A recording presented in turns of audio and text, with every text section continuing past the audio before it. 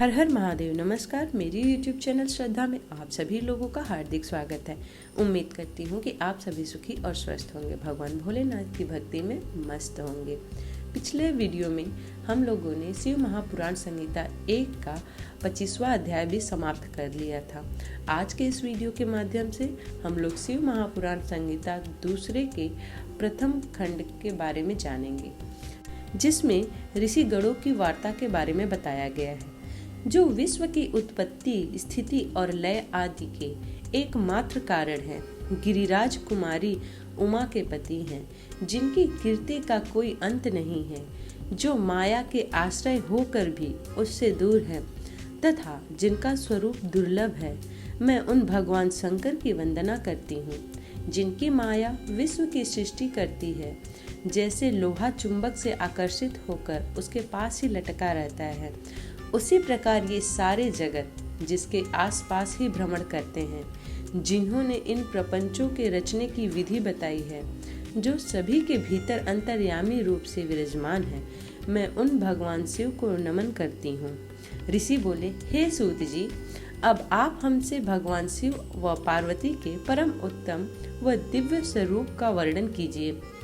सृष्टि की रचना से पूर्व, सृष्टि के मध्य काल व अंत काल में महेश्वर किस प्रकार व किस रूप में स्थित होते हैं?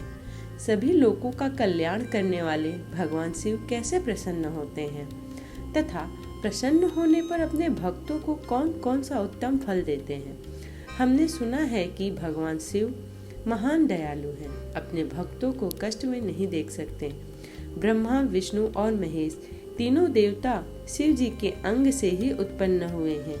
हम पर कृपा कर शिव जी के प्राकाट्य, देवी उमा की उत्पत्ति, शिव उमा विवाह, गृहस्थ धर्म एवं शिव जी के अनंत चरित्रों को सुनाइए। सूत जी बोले, हे ऋषियों, आप लोगों के प्रश्न पतित पावनी श्री गंगा जी के समान हैं।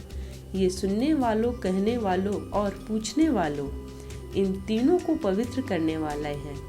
आपकी इस कथा को सुनने की आंतरिक इच्छा है, इसलिए आप धन्यवाद के पात्र हैं। ब्राह्मणों, भगवान शंकर का रूप साधु, राजसी और तामसी तीनों प्रकृति के मनुष्यों को सदा आनंद प्रदान करने वाला है।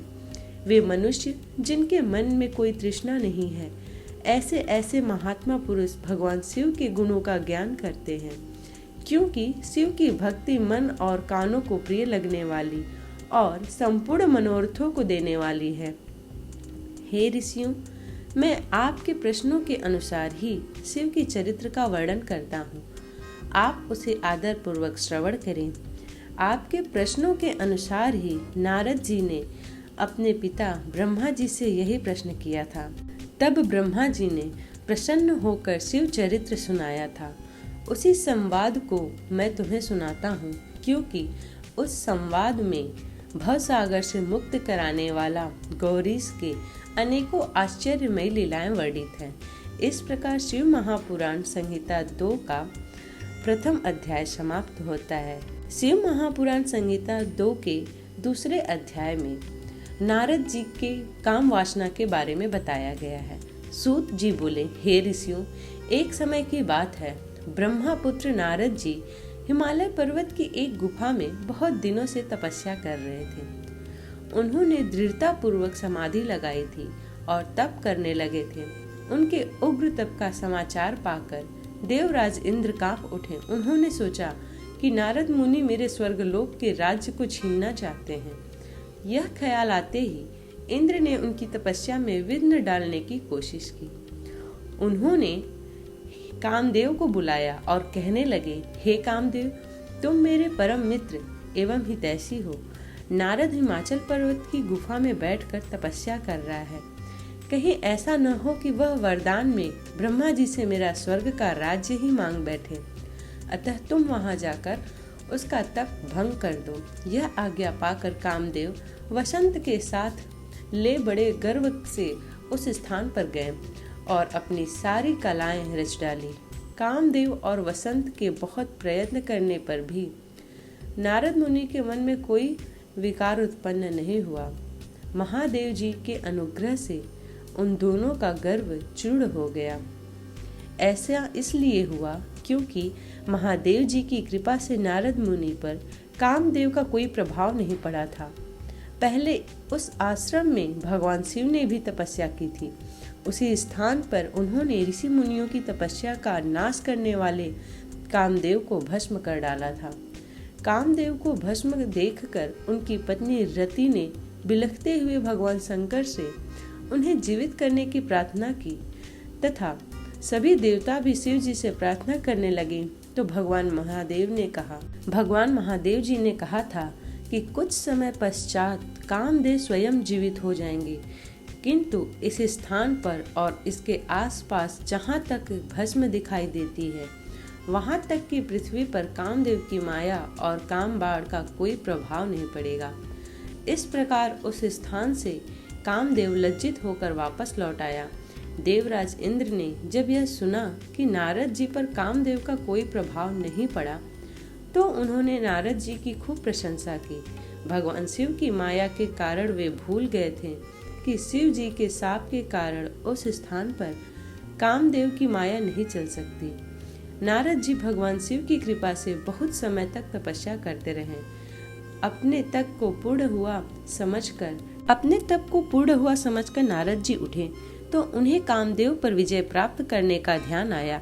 तब उन्हें मन ही मन इस बात का घमंड हुआ कि उन्होंने कामदेव पर विजय प्राप्त कर ली है।